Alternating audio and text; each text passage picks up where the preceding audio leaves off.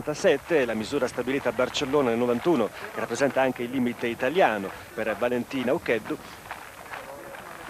che quest'anno ha un 6,58 ottenuto a Roma il 27 di giugno. E questo è il primo tentativo per la nostra atleta azzurra, di cui attendiamo adesso la misurazione.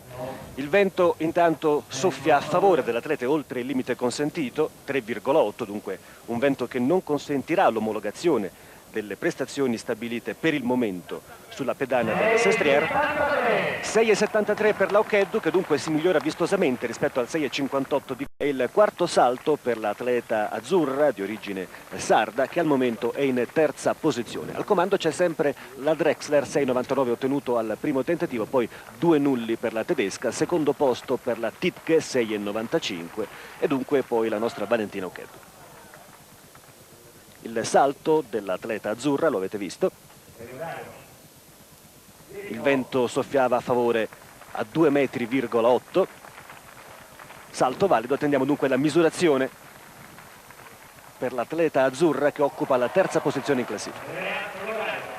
Rivediamo intanto il replay dell'azione di Valentina Okeddu,